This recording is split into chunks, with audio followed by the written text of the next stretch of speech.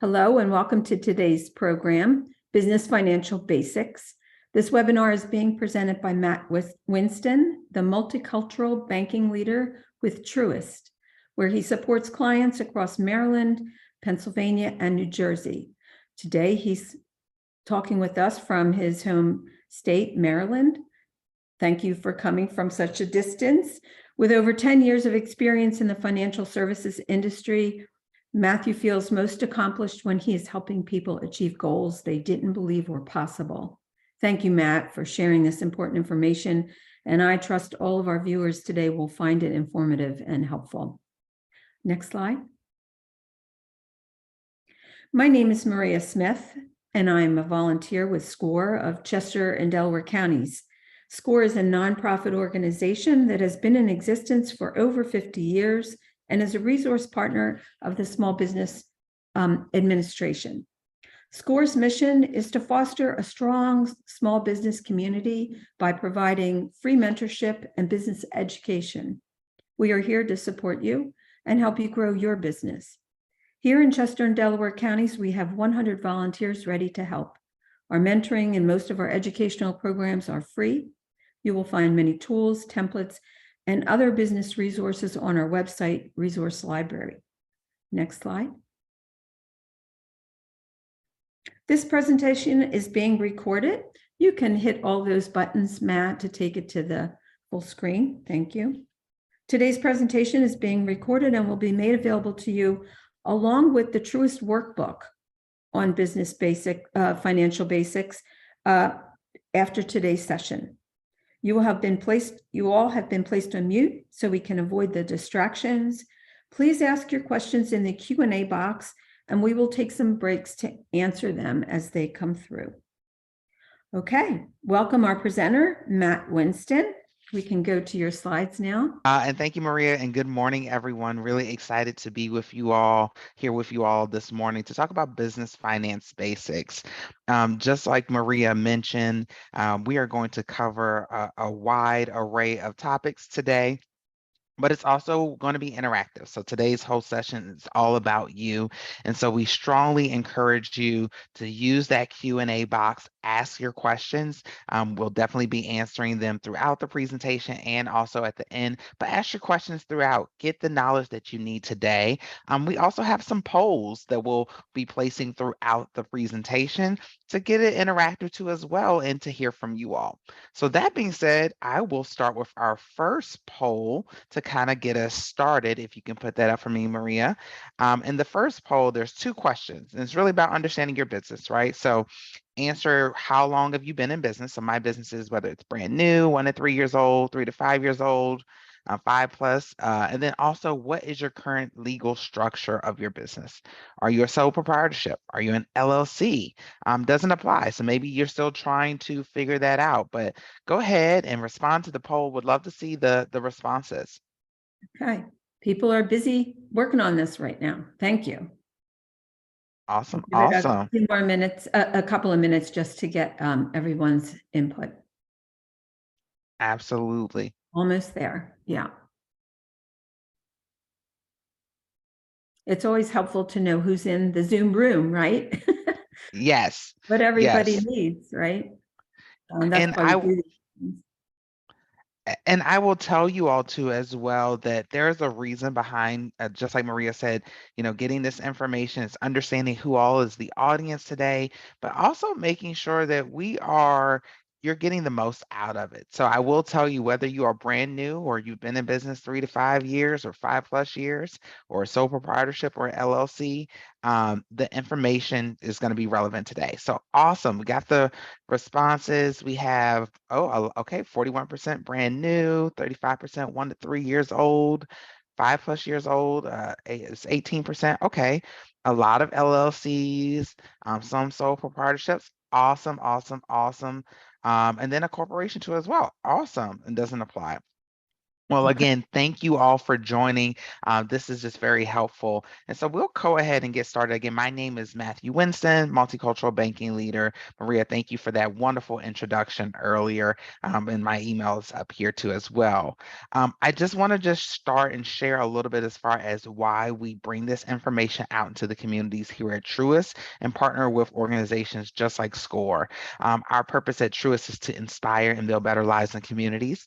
And I always say, we actually have to go out into the communities to make that happen. Hence why we're having these types of conversation and this type of dialogue. That's how we show up with care. Also, when I specifically think about small business owners, right? You being a small business owner, there's a lot that goes into it. I'm not going to downplay it and sugarcoat it. You have late nights, early mornings. There's sometimes investing your personal finances, your risk takers. There's so much, but you're the backbone of the community. And so we also want to make sure that we're bringing you that scale and service, but also that partnership and commitment. We want to understand you and your business, but also you personally too as well, help you achieve your goal and always bringing those expertise and resources to help you get there. And so that being said, I'm going to go over what we'll talk about today for the agenda. We're going to go over how to improve the cash flow of your business. We're going to go over continuing to build and expand your business. And then we'll wrap up today's session talking about how do you actually protect your business, okay? So let's get started. This I want you to think about. And so these are just some questions to ask yourself to get your mind going, your wheels turning. So first you want to ask yourself, how long have you actually been in business? Okay. So whether you just started, we've already seen that. We saw you answer that question earlier. Now I want you to think about what are your annual sales? How much are you doing in business a year? And if you're just starting, how much do you think you might do in the first year?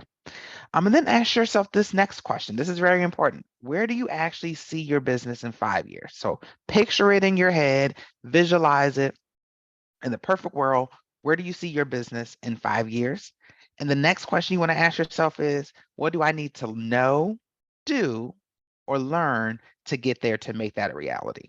So these are the questions you want to ask yourself. When we think about business finances, right? So in general, every business is unique. Every business is different. You can be in completely different industries and operate very differently.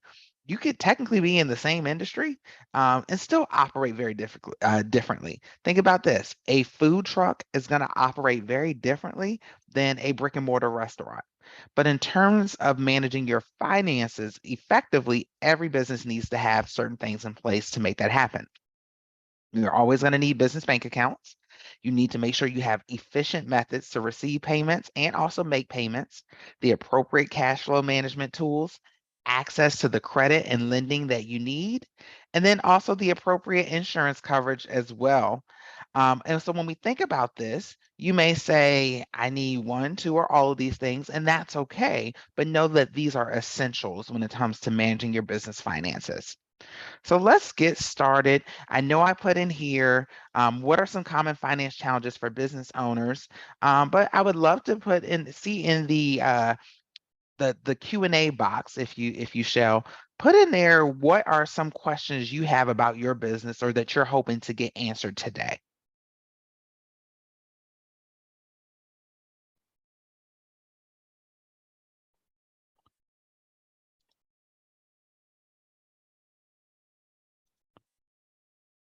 You can put it in the chat box or the Q&A, but think about this. We're here to answer your questions. We're hoping you're getting something out of it today. So again, what are the things that you're hoping to learn and get out of today's session? All right, budgeting correctly. Thank you, Sophia. Definitely we'll be addressing that.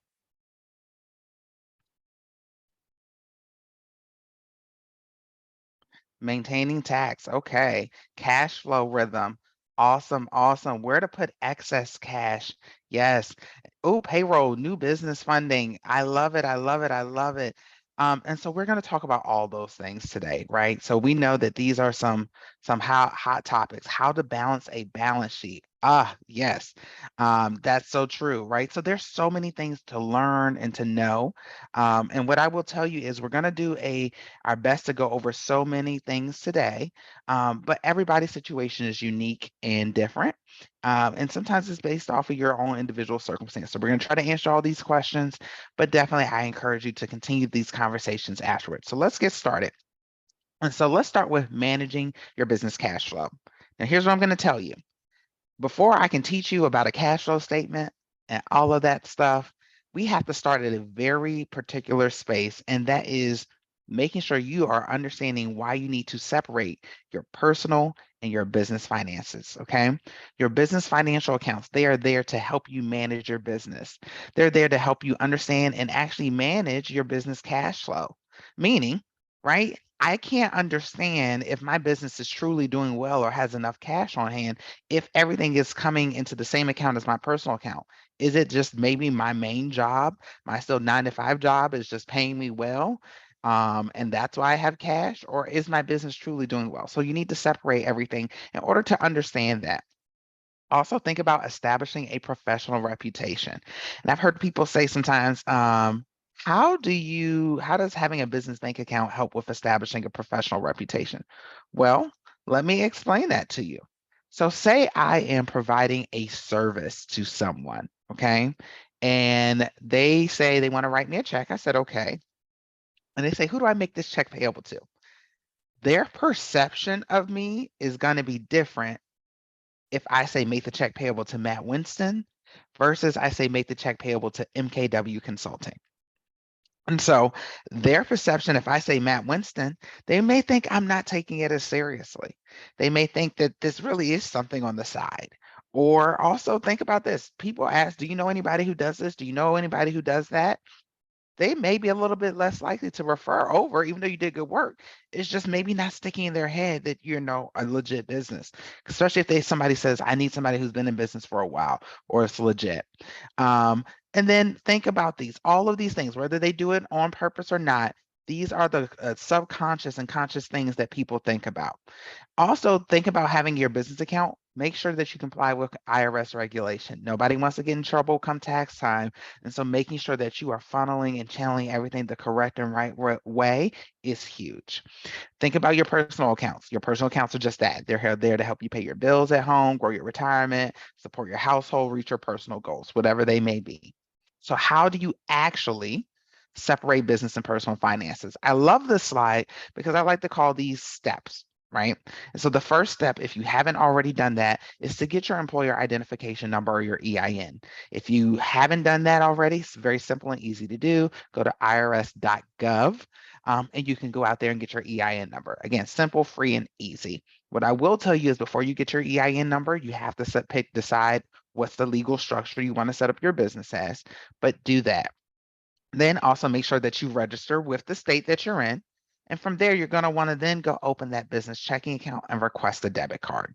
The reason you want to open that business checking account and request a debit card as soon as you get that business paperwork and everything done is anytime that you start providing business and people start paying you, that money needs to start going into that business account. And anytime you start buying stuff, buying supplies, inventory, you need to start paying for those supplies and inventory through that business account. And I know somebody might say, well, I'm not really doing anything yet with my business. Is it necessary to have a business account? I like to always say, stay ready so you don't have to get ready, meaning make sure that you're putting yourself in the best position possible. So when things come up, this isn't an extra step that you have to do. You're already in the right space. I did this presentation a few weeks ago, and that was a question somebody said, well, do I need to open a business account? I'm not doing any business. And I said, well, tell me a little bit more. And they shared where they had applied for a grant. They were almost at the finish line for it, and it was going to be $10,000. And I explained to them how I needed them to go open a business account the very next day because a $10,000 grant meant for the purpose of the business, they're not going to deposit that into your personal account. It's going to have to go into a business account under that business name. So thinking through those things, don't let not have a business account stop you from getting maybe even the funding that you need. Also, think about opening a business credit card. So your personal credit card is not a business credit card. A business credit card is going to be under the EIN number for the business. Also, a personal credit card that you just deem your business credit card is not a business credit card. And we'll talk about more as why a business credit card is important here in a few slides. And the last step is think about paying yourself and making sure that you're putting yourself on payroll. So whether you are transferring your salary from your business account to your personal, via check, online, payroll services, but literally pay yourself, show some sort of income. Now, there's different ways you can pay yourself, whether you are an actual salary or an owner's draw, right? There's different options, but talk to a tax advisor, figure out which one works best for you or which one can you do. All right. So awesome. So, all right, I see it. So good. I see a good chunk of you already have business bank accounts. So great. What I will tell you is, and for those that who don't have a bank account or who use in their personal accounts, just a few things I want to just touch on what you need to open a business account. So for each business owner, making sure that you come in with your social security number, date of birth, address, government issued ID, and your individual percentage of ownership. And so also thinking for the business, coming in with that legal business name, that EIN number, your business organization paperwork and start date, and then also that business physical address. So as we think through this, I also want to share and go through tips for using business debit cards and credit cards. So your business debit cards, they're great for those everyday purchases. And even if you have to make an ATM deposit, not a withdrawal. And so think about this. If I'm doing an ATM withdrawal, I can't, out of my business bank account, I can't track and say what that's for. And so again, very limited on the withdrawals that really should be using that for ATM deposits. Then maybe you have an admin assistant and they need to actually make a purchase for the business. You say, hey, we're low on paper or anything like that, and you give them a debit card so they can go make a supply run. Your business credit card is great for everyday purchases. Now, let me tell you, a good business credit card is still going to get you rewards. And so the same way that you would get rewards on the personal side, you would also get that on the business side. So whether it be points or cash rewards, but it should still be getting you something. Also, it's going to help you control cash flow. So think about this. There may be times in your business where you may be waiting for things to get paid. And so the money to come in, invoicing, things of that nature, but you still need to make purchases and supplies and inventory and things like that to continue to run and operate your business. That business credit card is going to allow you to still provide you that extra capital to make those purchases, buy the supplies, the inventory, to still continue to run your business. And once those invoices and those receivables come in, then pay that credit card right off. Okay, so that's why we say that a business credit card also allows you to control cash flow. It also helps you establish credit history for your business. What I will tell you is if you haven't done so as well, also go register your business and get your business a business credit score with Dun & Bradstreet. Very simple and easy to do. But you need to do that to start help building that business credit score too as well. So we talked about this. Let's go over and now get into what is cash flow. Before I do that, I see somebody's talking about a couple things. As far as what would tips we can give to someone who isn't quite ready to approach a bank? That is a great question, Daniel. And before we get into cash flow, I just want to address this. Is I always tell people this: don't ever assume that you're not in the position to go talk to the bank. And so we are there in the bank, and I'm not just talking about Truist, but the banking industry in general. We're there to help you through all of the stages of where you may be in your business. So whether you are in the implementation, like I'm thinking through it in my head, I'm in the starting process, things like that, you still want to come talk to us. You still want to also get that mentor here at SCORE, attend these webinars. It all works together. So we're not just literally going to be right there with you once things are great and business is running. We want to help you from every start and angle and aspect. And so that's literally at the very beginning. And so I would say go have that conversation now. That would be my encouragement. For a business credit card, do you need to have a history to apply for a card? Please type that name to build business credit card. So what I will say is there's a section I'm going to get to around borrowing. that will actually go in more depth around this. And so what I'm going to ask you is hold on to these questions, Sophia. I should be able to answer all of those, the borrowing section. I'm going to circle back at the end of that section just to make sure I covered all of that info for you. Perfect. All right, so let's talk about cash flow. What is cash flow? That's essentially the income sources, that money coming into the business, whether you're selling merchandise or providing a service, minus your expense sources. So that money going out, whether it's office supplies, vehicles, employee wages, vendors, all of those sorts of things, okay? So when we think about that, we have to think about how do you actually manage your cash flow? So there's three main categories: your business deposit accounts, your how you're collecting money, and then also how you're making payments. And all of these things work together. So I'm going to run through each category, but then I'll show you how they're all interconnected. So first, under business deposit accounts, if you didn't know this, you can have more than one bank account, depending on the nature of your business. I actually suggest it.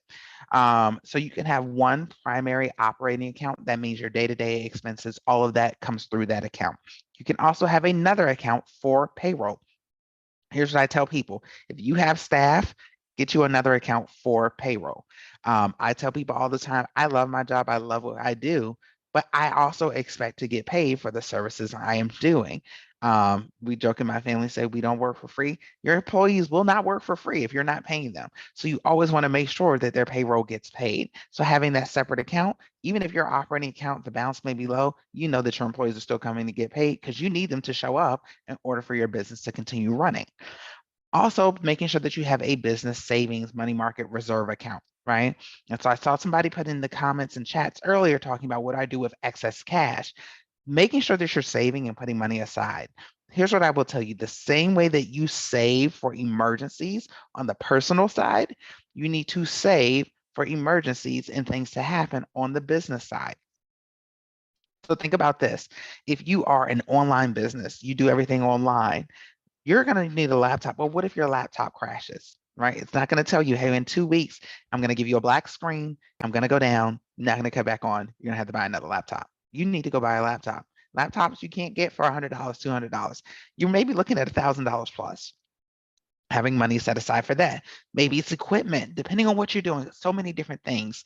So having that money set aside in that business savings to be able to handle those needs. But also there may be opportunities that come up that requires you to pull a little cash down or to put some money towards it. So having that money saved up so you don't miss any opportunities.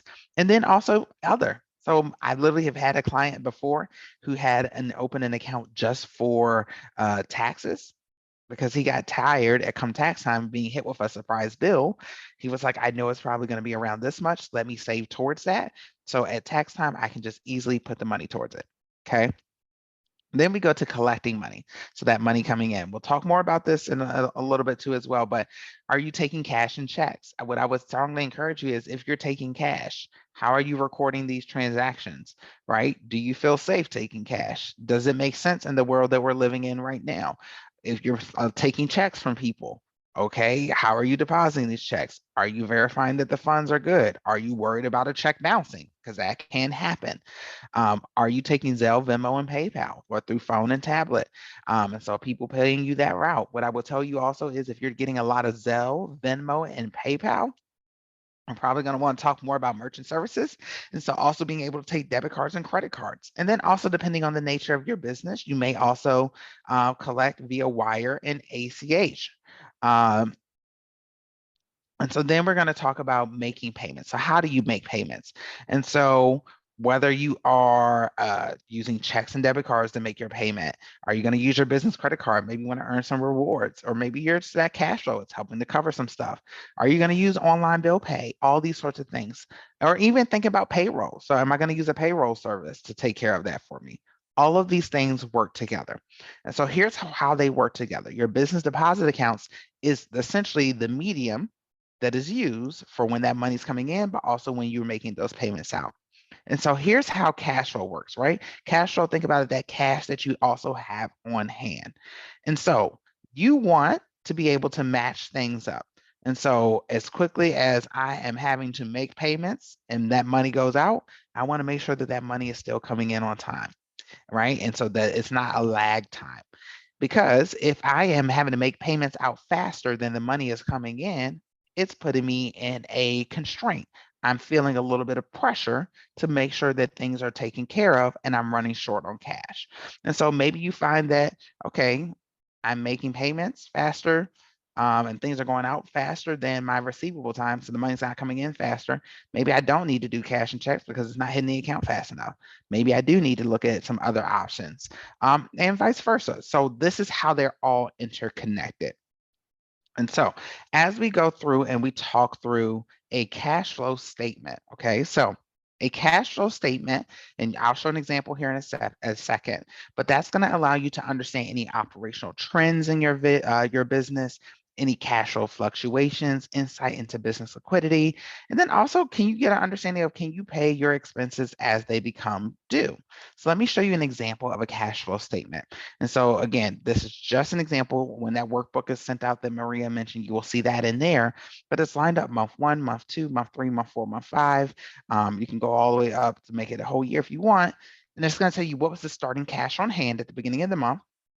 You'll see cash receipts. Now it says cash receipts, but essentially think about that money coming in.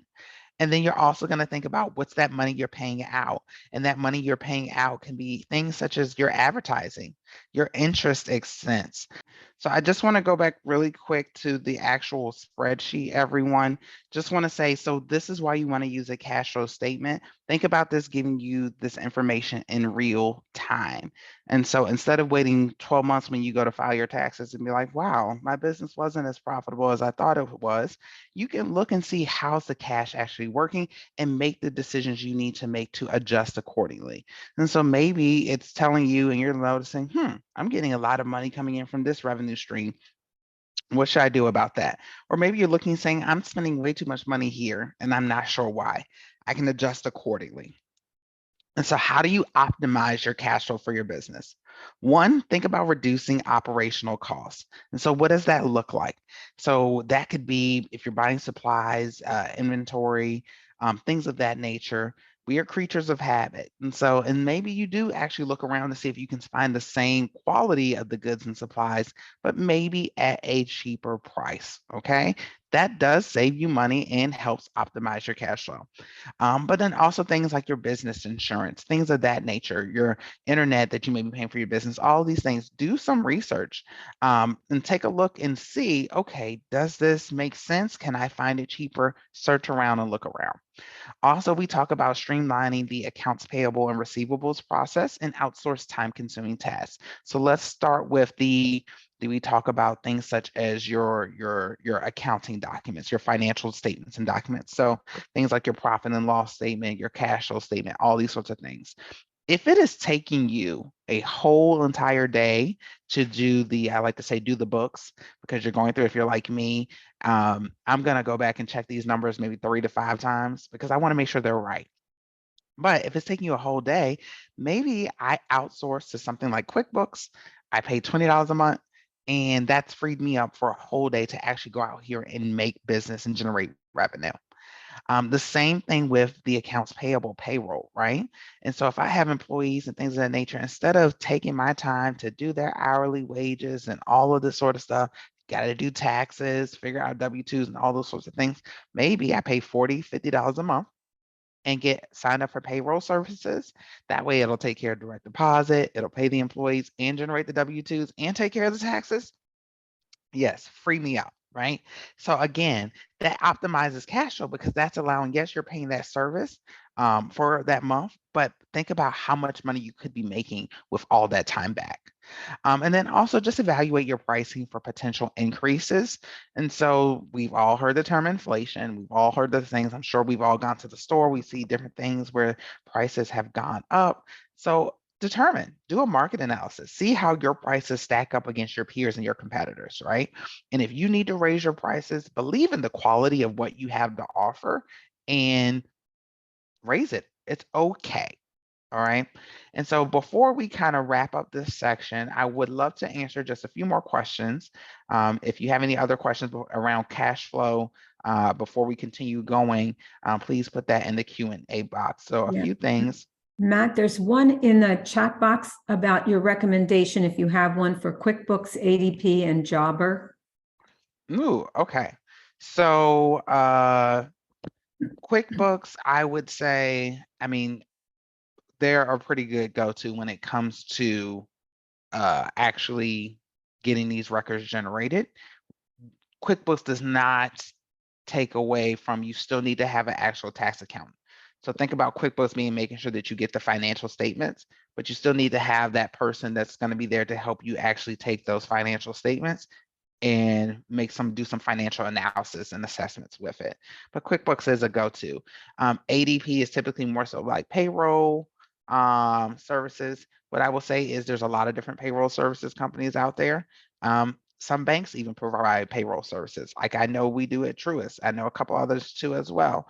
So what I would tell you is with that one, do a little research, find out what makes the most sense, what's the cost, what do you get from it, actually ask what's their functionality. So like, do I have to key it myself? Do y'all key it for me? Like those sorts of things. Ask those questions and do a little bit of research on that. Great. I'll see another question in the Q&A. How early should I register my business to get an EIN? I would say it's about first having that conversation. I would strongly also see when you're looking to start doing business, there's nothing wrong with getting that EIN number for your business. But again, think through and make sure you understand the actual entity structure that you want your business to be first, because when you do register your EIN number, you do have to select that. So that is the biggest piece. Another one, I have a small bakery and we haven't considered cash flow very much. We get ACH every weekend and sometimes cash, and typically pay for our cost of goods sold for Monday deliveries. Why should I pay closer attention to cash flow? Paying closer attention to cash flow will also help you understand, maybe you want to expand your business. Maybe you want to grow, whether that's bringing in new staff, whether that is, hey, bringing on new products. Maybe you want to eventually get a bigger building, bigger location. So cash flow isn't just always about necessarily just making sure I have all this cash on hand, but it's really going to allow you to understand, am I in a space to my business to grow, and what does growing look like to you? And so what I would just encourage you to is just think through what your goals are for your business. What does growth look like for you? And understanding your cash flow will help you understand, are you in that space? It may just simply be, I want to bring in another employee. Another employee would help. Do I have the cash flow and the cash to sustain that? Would it benefit my business to keep a closer eye on this if we haven't been cash strapped yet? Absolutely. And hopefully that goes back to what I was just talking about. And I think you, it's the same question, the same person I meant to say, but yes, absolutely. I would tell people all the time, getting good at this, you own your business, right? And so getting good at this and answering this and knowing this information helps make sure that you are always in a good state to understand your business finances. But again, having that team to support you. And we would love to think that you'll never get in a place where you're cash strapped, but things change, finances change, economies change. So making sure that you understand these concepts and principles and that you're utilizing them and getting an understanding now helps make sure that you're putting yourself in the best situation possible. Awesome. All right. Well, with that, we're going to keep on going. Let's talk about building and expanding your business, okay? And so I'm going to actually go back. We're going to talk about merchant services and how you select payments and things like that. And Maria, if you want to put up the next poll. Yes, I will do that. Let me get to the right one. Here we go. Okay, it's called bank transactions. If you could just take a couple of seconds it's just one question, and you can choose as many of these as apply for your particular business. Thank you, Maria. And what I want you all to think through when you're answering this, think about how you allow people to pay you right now. Okay, they're busy working at it. A few more folks. In the meantime, on that question about cash flow just a second ago too, I was thinking about some of the comments and questions we get from some of our SCORE clients who are mentored. And what we do here is they've learned a lot by looking at cash flow about whether their business is seasonal or not, and how to deal with that, and also competitive response. If there are new competitors that show up that could actually affect your cash flow if things get a little bit tricky in the area. Okay, it Absolutely. looks like we have almost all of our responses. I'll go ahead and launch this so you can see it.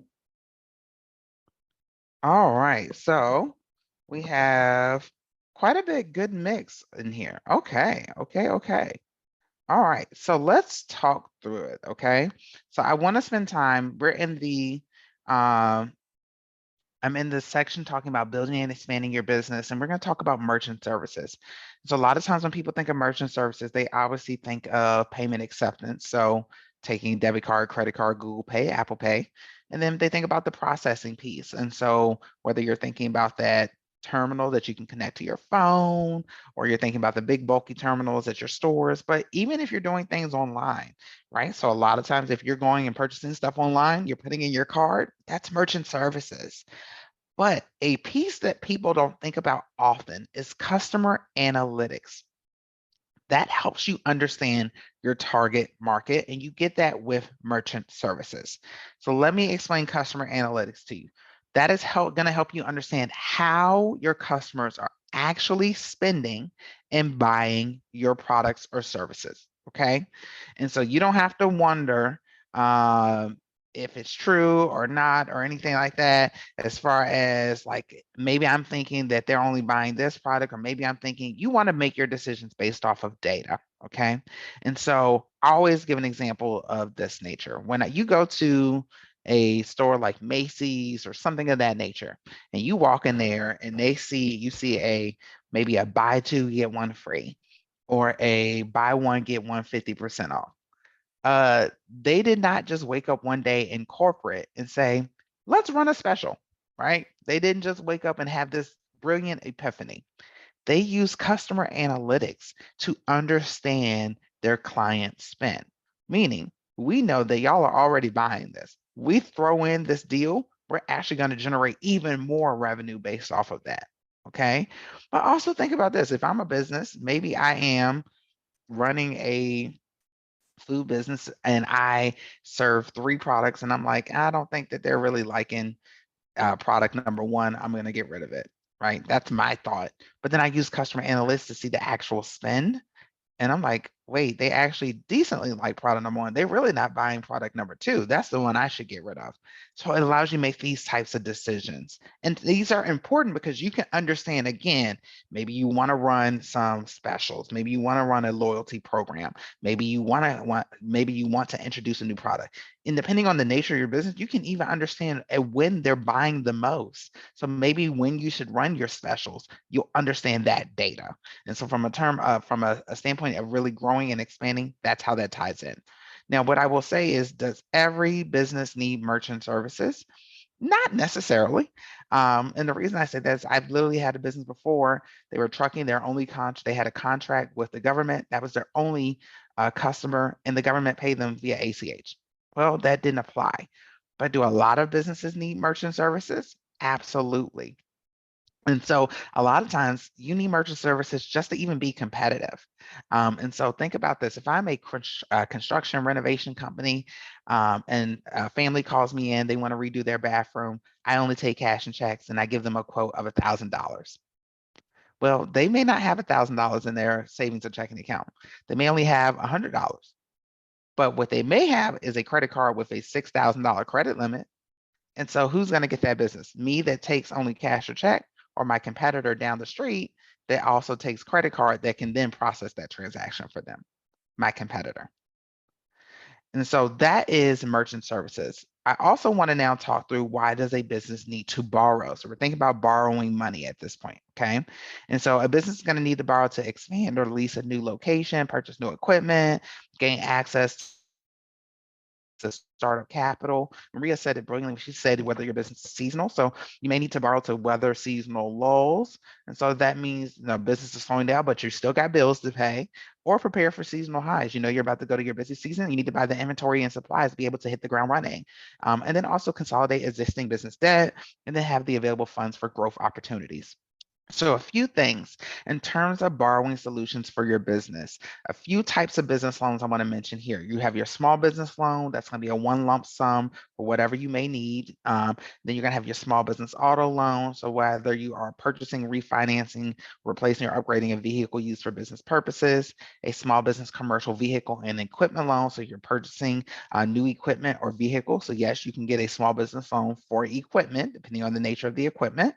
Um, you can also do a small business real estate loan, which is, again, you're buying or refinancing real estate for your business or for investment purposes. And then a small business line of credit. A line of credit is not a loan. It is essentially you putting that a certain line, so a max amount of money in place for when you need it. A lot of times businesses, when they're seasonal, they have a line of credit in place to help with those seasonal lows and seasonal highs, okay, and even emergencies. So a few things I want to share around what to know about business loans. One, the best type of financing for your business is truly just going to depend on your situation and what you want to accomplish. And so I always tell people, when you're going to go have those conversations, go in with an open mind. Make sure that you're sharing everything. You're never just going to go in to the bank and say, I want a business loan for 20,000. We keyed it. We ask you no questions. That's not how that works. Before we ever key the application, we need an understanding of you, your business, and there's going to be a lot of questions asked, because that way we want to make sure that we're doing the best thing for you and making the best recommendation. Also, business credit cards, again, are a great way to start building business credit. The reasoning behind that is this. One, you can get a business credit card as a startup. Now, not will every bank do this? No. Some banks will allow you to get a business credit card as a startup. Do your research, find out which ones. I know we do, I know a few others do. So research and see which one you want to go with. But what I will tell you is that's a great way to start building business credit. And the reason we'll do that is because you are considered a guarantor. And so you're always going to be considered a guarantor when it comes to business lending, unless you are a nonprofit. So what does it mean to be the personal guarantor? That means that even though the debt will be under the business, we are still going to be looking at your personal credit and your income. Okay, so you all still want to make sure that your credit, your personal credit, is in the best position possible. When we're also thinking about business loans, business lending, when we think about business loans, business lending, typically we say the business needs to be in business for 2 years. Now, will we do some lending for businesses and loans and lines of credit for businesses that have been around for 1 year? Yes, but we're typically always going to ask for your tax returns, personal and business, because we need to, again, we have to be fair and consistent. And so banks are typically, and financial institutions are going to want to see this information, because they're going to be basing their decision and based off of that. So I know that this is a hot topic. So I would love to be able to answer some questions you all have. So I'm going to put your questions in Q&A, and we'll answer there. I do see a few in chat, but if you can also put that in Q&A. Yeah, there's a couple of new ones in the chat box. These last few about merchant IRS monitoring and recommendation for Stripe. Yes. So is it true IRS monitoring Zelle, Cash App, et cetera, for charge taxes? That is a new thing that has come around. What I would say is, I'm not quite sure if they've implemented that. I know they were talking about it, and I know if it hasn't been done yet, they're still trying to make that come through. I think it has. If you haven't talked to a tax person, talk to them. Again, just to be on the safe side, if you're doing, I always say this, if you're doing a lot of Zelle, Cash App, things of that nature, merchant services, go that route, hands down, 100% every time. It literally will take away a lot of the headache. If you have to, Zelle is okay, but also there's still things are there, because you're going to have a business profile for Zelle, Cash App, and things of that nature. You're still going to get hit with percentages anyway. Do you recommend Stripe, or can you have a machine or software on cell phone to swipe? What I would tell you is, I wouldn't necessarily say I recommend a certain merchant services company, because there's many different ones out there. You have Stripe, you have Square, you have, like, we do our own merchant services. Like, literally there's a bunch. What I would tell you is, don't just go with the first one that you look into, do your research. So pick a different few that you want to look at. Look at your own bank, wherever you're banking at, see if they offer it. Then look at some of the other companies and look and compare what's your fees, what's your percentage fees, and all of those sorts of things, and make your decision based off of that. And then also see what's y'all's capabilities. So if all you have is a big bulky terminal and I need something that's portable, then you're not the right fit for me. But do your research and look around because there's multiple different companies. What other questions do you all have maybe about merchant services or lending that we've talked about? To the person that had put their questions around lending earlier, did I answer your questions with my explanations?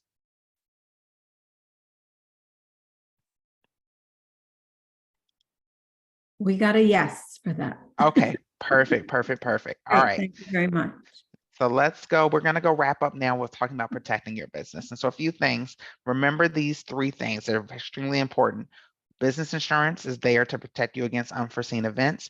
Even minor mishaps can lead to large lawsuits. I'm sure everybody knows McDonald's.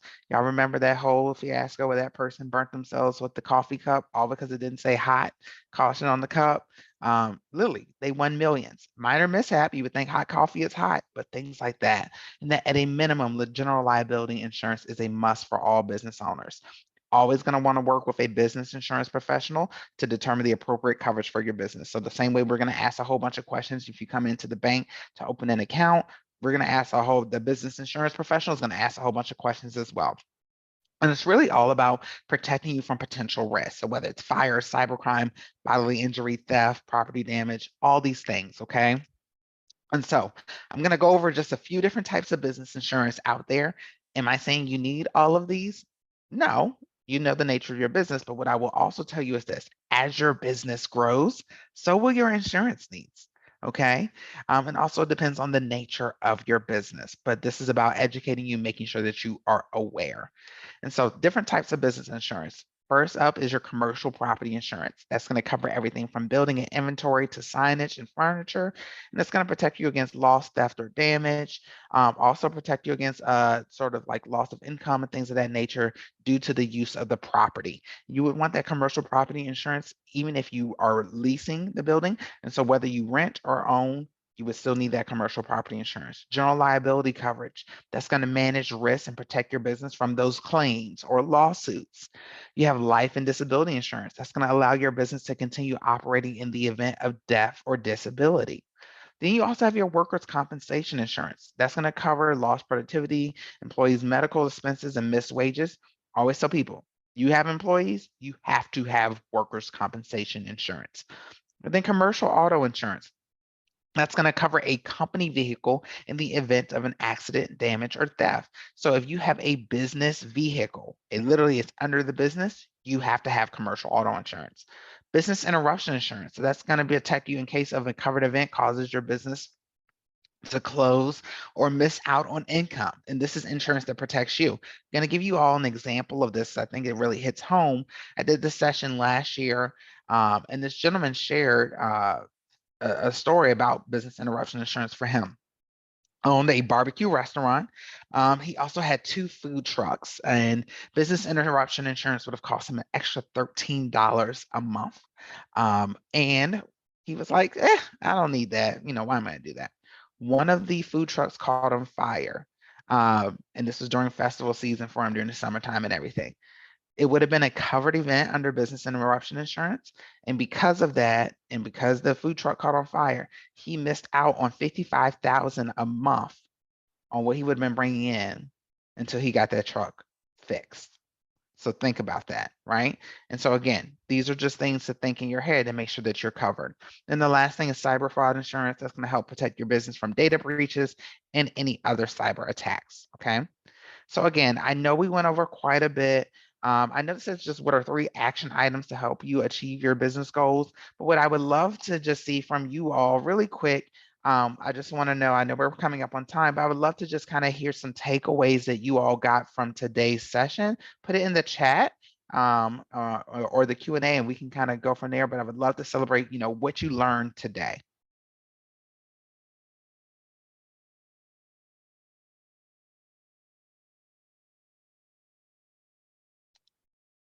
In the meantime, while folks are doing that, Matt, There was a comment early on when you asked about what would be covered today about balancing a balance sheet. Is that covered in the workbook that everybody's getting?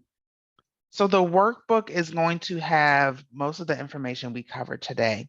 In terms of covering the balance sheet, we have a whole nother presentation around that, around financial accounts and statements. What I would tell you is this, in terms of your balance sheets and things like that, think of a team. You are a business owner, you need a team. You're the expert in what you do, have the team around you. And so one would be your mentor at SCORE and the other, your resources of that nature. The other would be your business banker.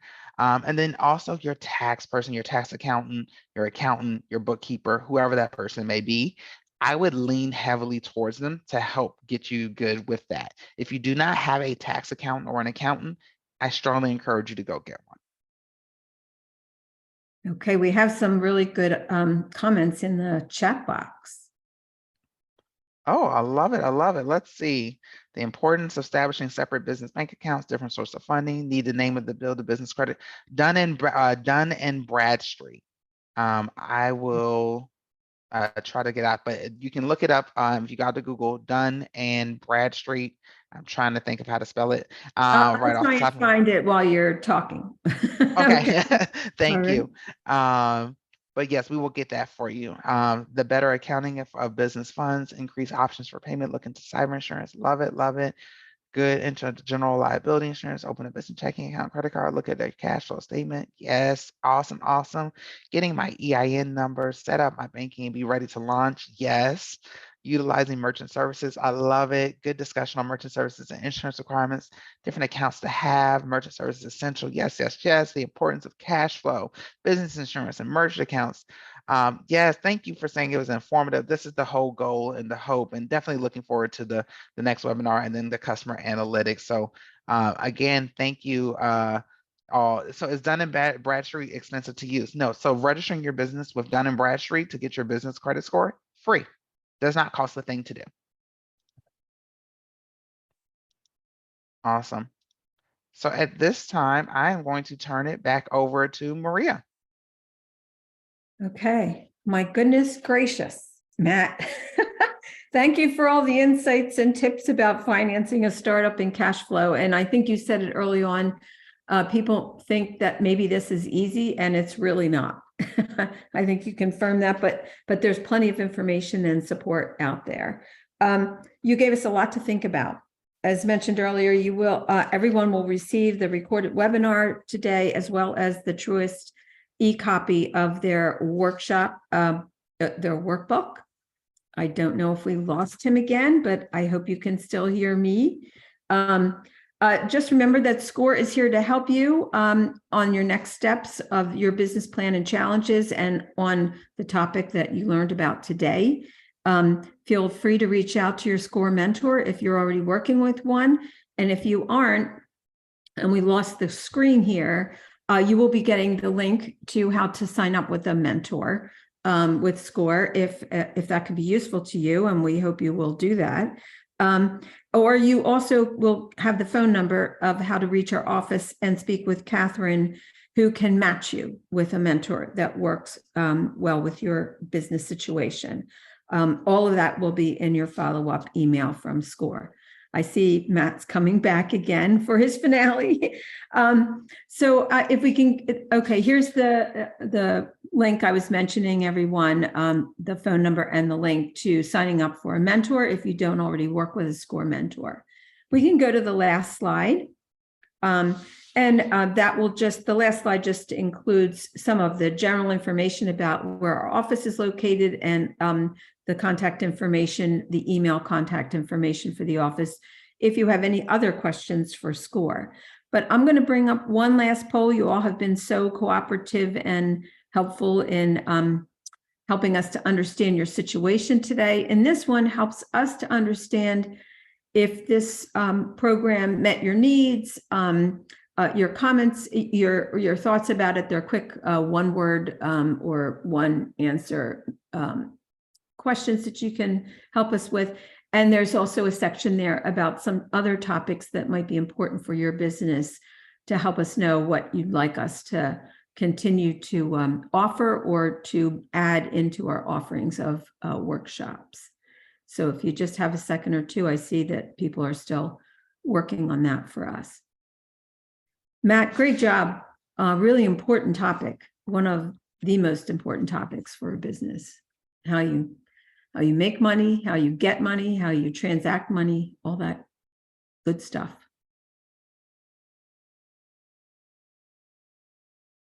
Now, remember, if you have any questions for us that you think about after today's session, don't hesitate to use the email address here on the screen that's showing, or call the office.